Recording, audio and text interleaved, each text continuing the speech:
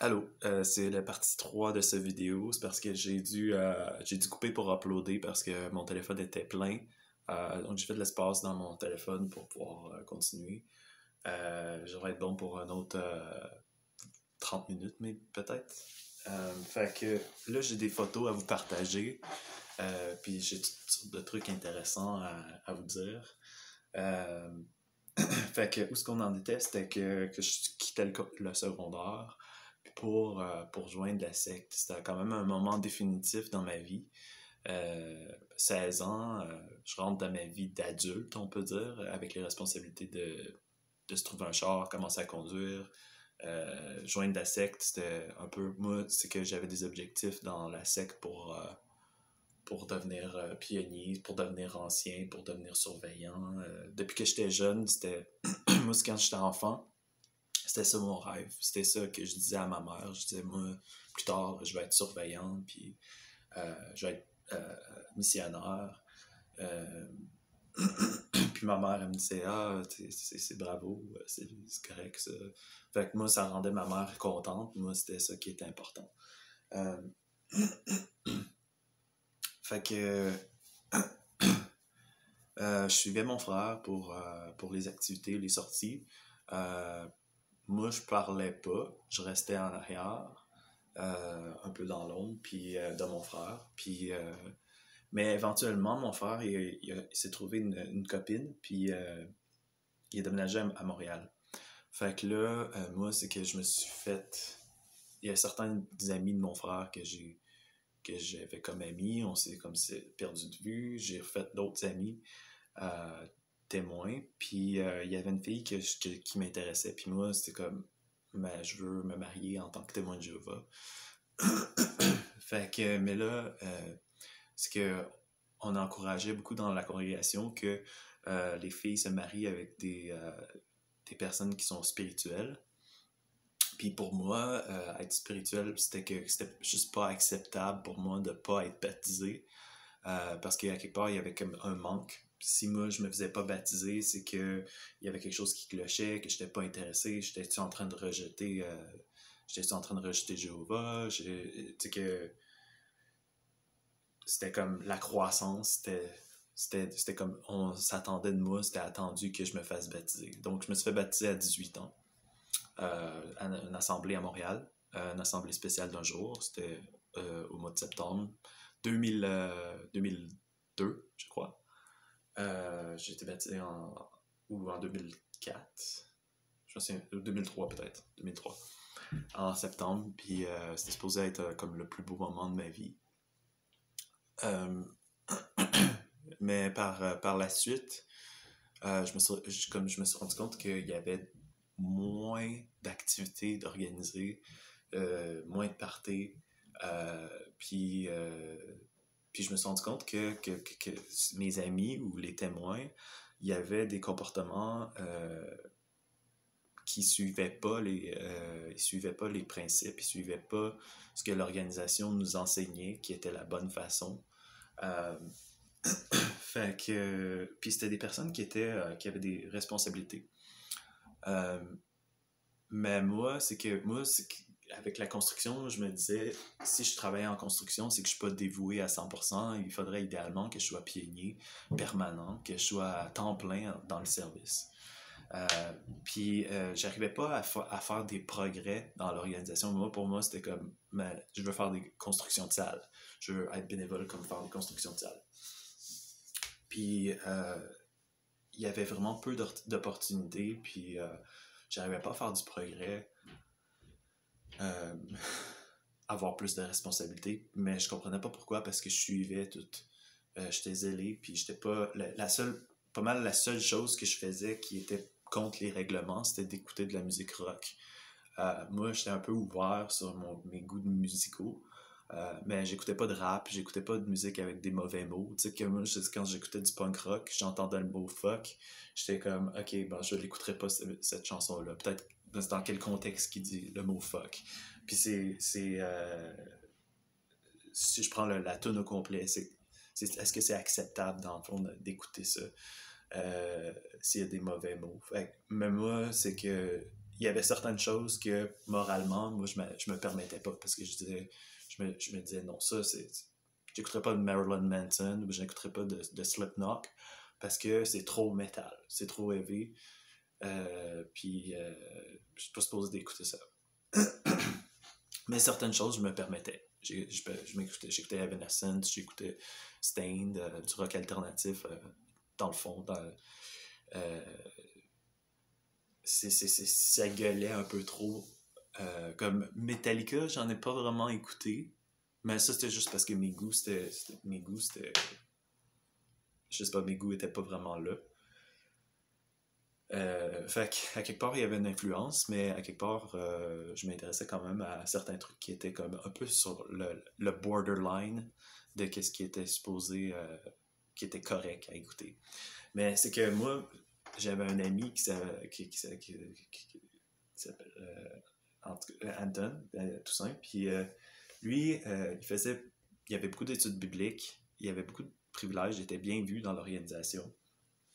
Puis à un moment donné, je suis allé chez eux, puis j'ai vu qu'il y avait le film Resident Evil chez eux. Puis là, ça m'a comme choqué, ça m'a fait trébucher parce que j'étais comme, mais c'est un film d'horreur, c'est un film de zombies, puis c'est violent, puis c'est pas supposé d'écouter ça. Fait que j'ai un peu fait un commentaire là-dessus, puis lui me dit, mais si j'ai acheté le film, c'est parce que je le trouvais bon. Fait que à quelque part, moi, je me suis dit, ben, si mes amis témoins de Jéhovah qui sont en good standing avec l'organisation, ils ont le droit d'écouter ça puis pas avoir d'effet négatif, ben moi aussi. Fait que moi aussi, je vais me permettre, je vais me donner le droit. Fait que c'est là que je me commencé à écouter des films d'horreur puis jouer à des jeux vidéo de violents. Pas parce que j'aimais ça, mais parce que je me disais, si les autres ils le font, puis c'est permis, puis il n'y a pas de problème, ben, en théorie, moi aussi, je devrais pouvoir. Euh, puis, avec la copine, en tout cas, ça, c'est une histoire vraiment chiante, parce que c'est comme la fille que j'étais supposé d'être assez spirituelle pour pouvoir sortir avec. Quand on a commencé, on a daté comme 8 mois. Puis pendant ce temps-là, elle est allée au Honduras. Quand elle est revenue, je pense que, moi je suppose, je sais pas exactement qu'est-ce qui s'est passé, mais je suppose que ses parents, ils ont dit, moi je suis pas assez spirituel, fait qu'il faut couper la relation. Puis moi, dans ce temps-là, moi j'étais début vingtaine, j'avais 20 ans, quelque chose du genre, 21. Fait que j'avais déjà passé un gros 5 ans de ma vie à me dévouer, à faire mes choix en prenant en considération qu'est-ce que les témoins disaient. Parce que moi, je pensais, ils ont mon bien à cœur. Euh, mais là, moi, j'avais déjà j'avais planifié mon appartement comme quoi je vais être marié. Parce que c'est un peu ça l'idée, les témoins, quand ils grandissent dans l'organisation. Un peu leur objectif, la façon qu'ils voient que les choses vont déboucher dans l'avenir, c'est s'ils se trouvent quelqu'un pour marier. Euh, fait que le fait de couper, comme que la relation a brisé, ça m'a comme vraiment déstabilisé. Puis moi, c'était comme, ok, ben faut que je me retrouve une autre copine. Fait que, ou plus sacrant. Fait que je visitais les congrégations. J'allais d'une congrégation à l'autre, Thetford, Saint-Clotilde, Lac-Chemin, whatever. Puis j'essayais de parler aux jeunes, là, de me faire une autre gang. Parce que beaucoup des jeunes avec qui je fréquente, mes fréquentations se sont mariés. Puis moi, c'est que je prenais le bottin téléphonique, puis j'appelais tout le monde, tous les témoins. Puis j'essayais de faire une sortie, j'essayais de faire un party. Parce que plus personne m'appelait. Puis je pense que ma réputation, c'était comme brisée. Je sais pas pourquoi, parce que j'avais rien fait de mal. Mais à un moment donné, j'avais une réputation comme négative. Je sais pas pourquoi. Fait que, c'est ça. Puis je pense que c'est le bon moment de vous montrer mes photos. Il va falloir que je tourne la caméra. Désolé pour l'étourdissement Je sais pas si vous voyez, là, mais ça c'est moi. Ça, c'est le voyage au Bethel. Mon frère ici. Ici, c'est un frère qui était. C'est un Bethélite. Il est allé au Bethel. Chose que j'aurais aimé, mais j'ai pas eu l'opportunité. Lui, il est un peu à Gandol, genre. Lui, ça, c'est. Moi, je suis en arrière ici. On me voit pas, mais beaucoup des personnes qui sont là, comme elle, par exemple, et Alana Russell, puis Maggie Breton, eux autres, elle se fait excommunier, puis elle est partie sans jamais se faire baptiser. Donc, les personnes avec qui que je me fréquentais, les personnes comme mes amis, on peut dire, des témoins de Jéhovah, eux autres même ils ont quitté l'organisation. Fait que ça s'est un peu passé comme ça à travers les années, que le monde avec qui je me tenais sont partis, puis ils se sont fait excommunier. Puis ça, c'était du monde en good standing, c'était du monde qui était des exemples dans la congrégation avant. La photo que vous voyez maintenant, c'est moi au Bethel. Ça, j'avais à peu près 19 ans. Puis j'étais dans mes habits témoin de Jéhovah. Quand je faisais mes activités témoin de Jéhovah, il fallait que je m'habille comme ça. Cravate. Là, j'étais un peu délinquant parce que j'avais pas mon veston. Puis j'avais une jaquette de cuir à la place. Mais c'est de ça que j'avais l'air quand j'étais témoin. J'ai une autre photo ici, que c'est moi dans le char.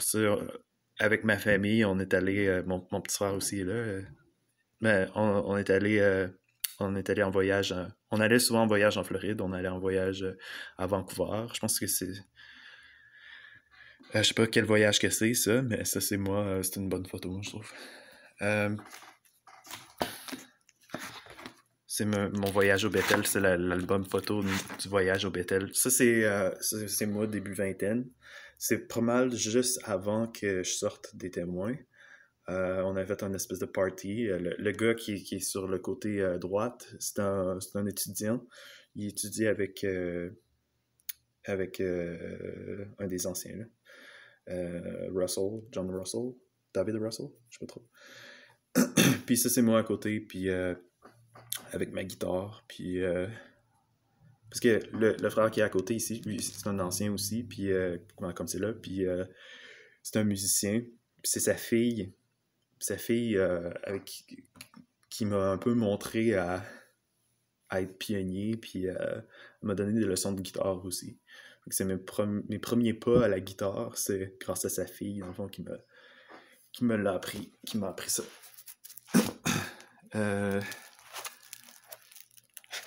Fait que, est-ce que j'ai d'autres photos? Je pense que c'est pas mal les photos que je voulais montrer. Donc, quand j'étais adolescent, c'était le lifestyle, JW lifestyle. Les voyages, les visites du Bethel, le Bethel à Brooklyn.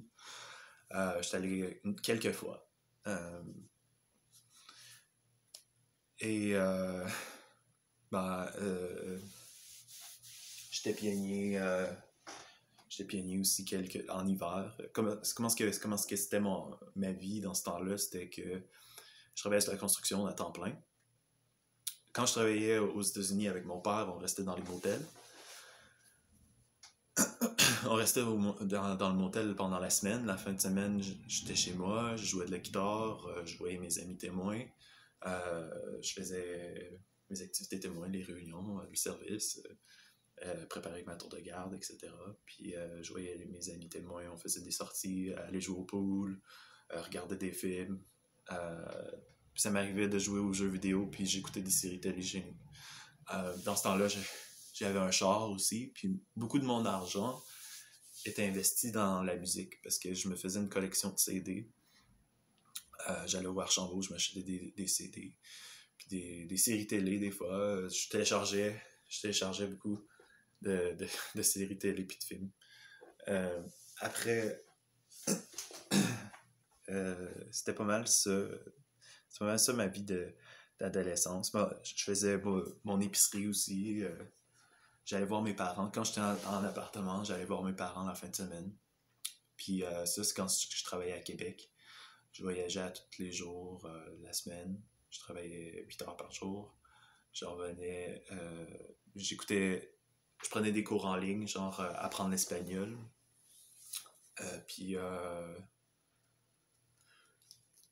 je voyais mes parents la fin de semaine, comme je te disais, puis je voyais mes amis témoins la fin de semaine. Je participais je faisais mes réunions, tout ça. J'allais au garage pour faire l'entretien de mon char. C'est ça. C'était pas nécessairement une mauvaise expérience. Je jouais de la guitare aussi, puis je continuais les jeux vidéo. Mais à quelque part, moi, j'avais tout le temps le désir d'aller me faire des amis, plus d'amis, parce que j'étais pas mal tout le temps isolé. J'avais pas vraiment personne qui me connaissait. Là. C'est quand, je sais pas, quand t'as cet âge-là, peut-être t'as moins de contenu. Quand tu te retrouves avec les autres, t'as pas vraiment de choses à dire, peut-être.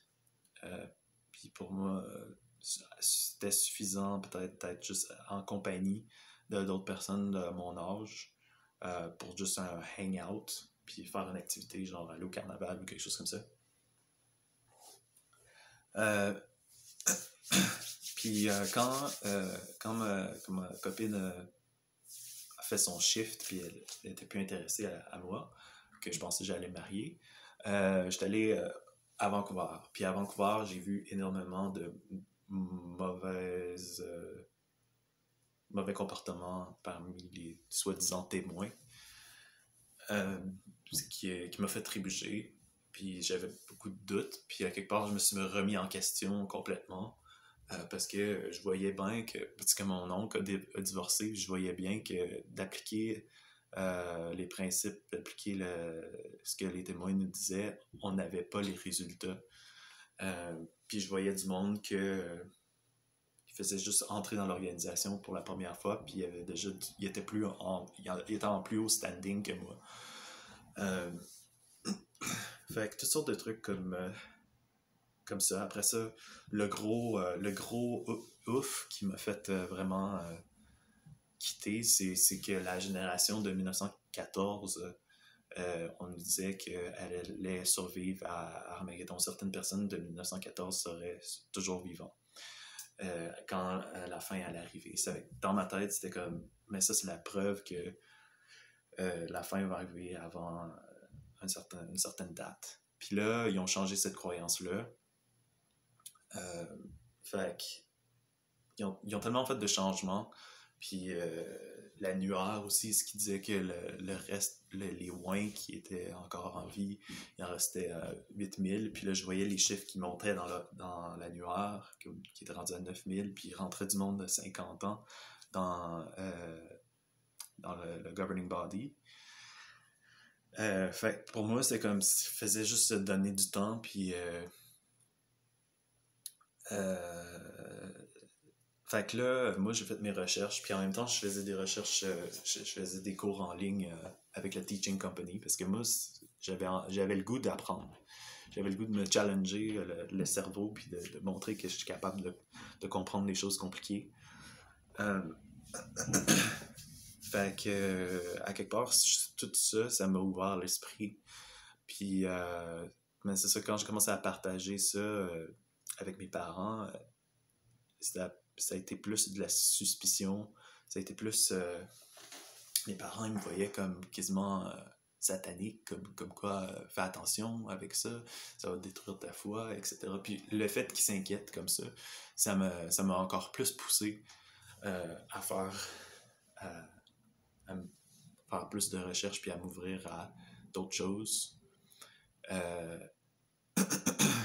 Fait que, puis là, à ce temps-là, ben, c'est que on s'approche de mon excommunication qui s'est faite quand j'avais 23 ans. Là, on m'a dit qu'il fallait que je rencontre les anciens.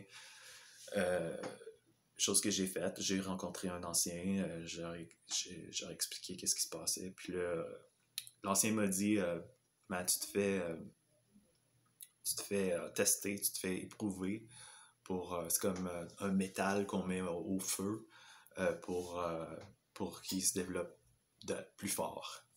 Donc, c'est comme un peu comme me projeter comme ce qui me disait que mes épreuves mes épreuves que j'étais en train de passer à travers, ça allait me rendre plus fort dans l'avenir. Pour moi, j'étais comme rien à foutre, là. Euh, Puis cet enseignant-là était supposé de m'apprendre comment être un bon prédicateur, parce que moi, c'est comment, peu importe si je faisais mes heures comme étant pionnier, j'arrivais pas à avoir d'études bibliques, je faisais pas mal pas de placement. La façon que ça se passait quand j'étais témoin, c'était que on allait dans un territoire éloigné. Fait que moi, je m'assisais en arrière du char, je faisais de la route, enfin, une route d'une heure. Des fois, j'avais une porte. Des fois, je sortais, je cognais à une porte, puis il n'y avait pas de réponse. Puis c'était ça mon avant-midi. Fait que, puis on allait au fret aussi.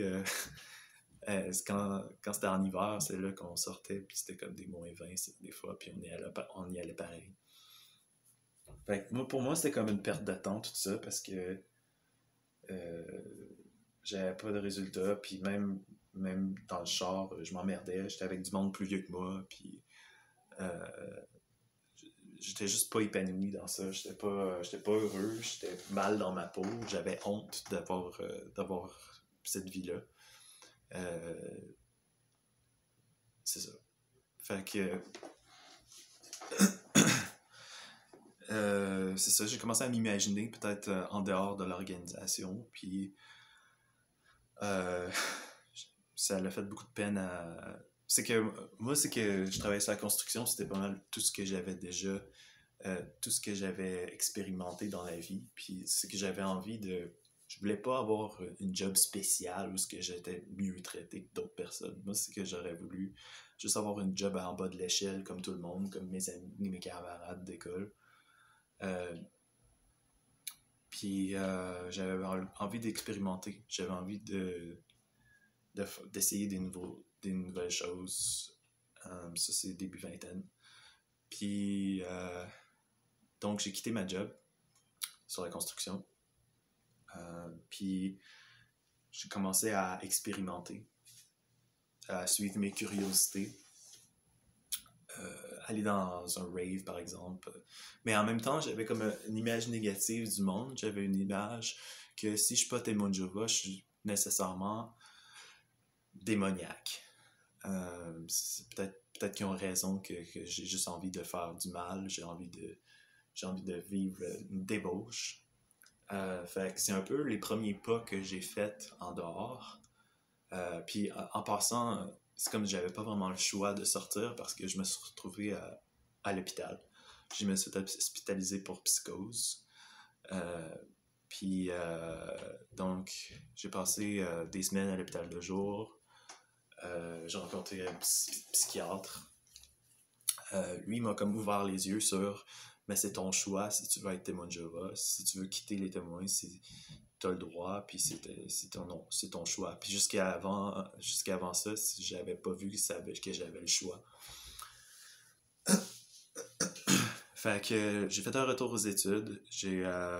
Après une année sympathique, une année sabbatique, parce que j'ai rien foutu, j'ai resté couché sur le divan. Des fois, je prenais des marches. Je vendais mes trucs parce que j'avais, en fait, euh, j'essayais d'être sur l'aide sociale. J'allais un peu dans le sens de mes peurs, de la peur de mes parents. C'est que tout ce que mes parents voulaient pas que je sois, c'est un peu là que je me dirigeais. J'allais dans le sens pour qu'eux voient comme dans le sens de tout ce que mes parents voulaient pas que je devienne, c'était dans ce sens-là que je m'enlignais. C'est comme leur peur me propulsait pour, euh, pour essayer des nouvelles choses. Fait que, mais en même temps, moi, je voulais retourner aux études.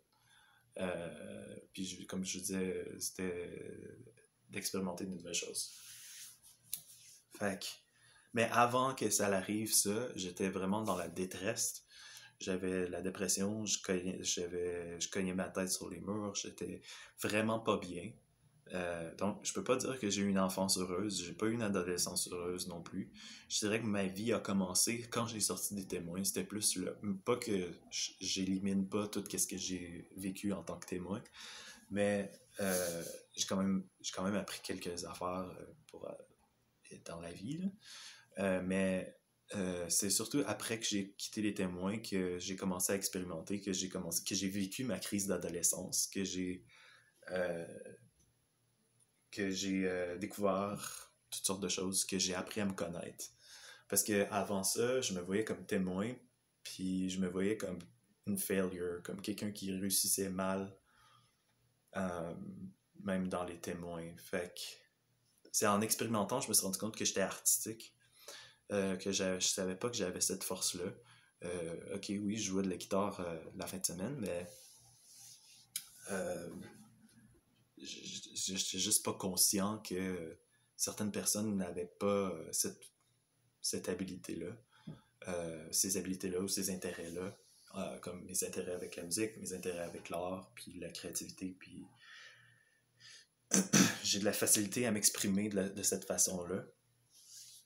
Euh, Fait que mon identité est plus venue comme ça. Puis j'ai commencé à accepter un peu plus que j'étais pas extraverti, que j'étais pas bon vendeur, qu'il y avait d'autres choses dans la vie que d'essayer de convaincre les autres de joindre sa secte. Puis mon identité est devenue à devenir un artiste. Moi, j'avais envie d'être DJ numéro un au monde. Euh, puis juste continuer en musique, puis tout. Puis je faisais beaucoup de lecture, de visualisation, puis etc. Puis à cette époque-là, j'étais plus témoin, fait que je pense que c'est pas mal ça, ma vie de témoin de Jéhovah. C'est ça, je pense que je vais me limiter à ça avec mon vidéo. C'est... Donc, mes tranches d'âge, ça finit à 23 ans, puis c'est après ça que j'ai fait toutes sortes de programmes, puis bon, j'ai vécu toutes sortes d'affaires, mais ça, je vous en parlerai pas, c'est plus ma vie dans les témoins que je voulais vous parler. Fait que j'espère que vous avez apprécié la vidéo, c'était vraiment cool. Moi, je trouve ça vraiment le fun. Avant de quitter, je peux vous montrer quelques affaires, quelques projets que j'ai fait récemment côté artistique. Puis peut-être que si ça vous intéresse de me supporter là-dedans, puis de me donner des dons ou quelque chose ou m'acheter des trucs, vous pouvez le faire. Je vous laisse mon email au bas. J'ai eu un message aussi de quelqu'un qui a vu, qui a checké mes vidéos, ça m'encourage. Merci pour le message. Puis, dans mes projets artistiques, je peux vous partager mes livres que j'ai publiés, un livre que j'ai publié en 2016. C'est mon autobiographie. J'ai la moitié de ça, c'est des poèmes aussi. Bon, ça, c'est le plus fort que j'ai fait, mais il y a une centaine de pages d'écriture. C'est en anglais, puis en français aussi. La moitié, c'est des poèmes. Ensuite, j'ai des bandes dessinées. Celle-là, récemment, de cette année, j'ai utilisé juste la couleur rouge. C'est une histoire qui raconte un petit peu, basée sur ma vie, d'un gars désespéré qui essaie de se trouver une copine. Ça, c'est La vieille plante bleue. C'est une junkie qui vit dans la rue et puis elle vit dans les égouts de la ville de Montréal et mange des pigeons.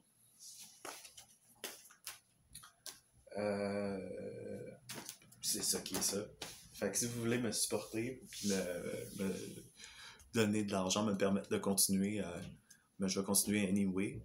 Mais si vous voulez me rendre la vie un peu mieux, peut-être me sortir du struggle financier, ben vous pouvez le faire en me donnant sur mon email. Gmail, c'est gaetanjeunesse@gmail.com.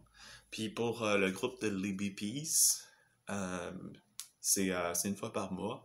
Puis je pense que tu peux aller sur le site de Libby Peas. You can go on the website of Libby Peas, the coach website, et ou l'ajouter sur Facebook, puis lui demander. You can ask her on Facebook to send you the link, de lui envoyer le lien pour le groupe de soutien de Libby Peas. OK. Merci, et puis je vous souhaite une belle journée.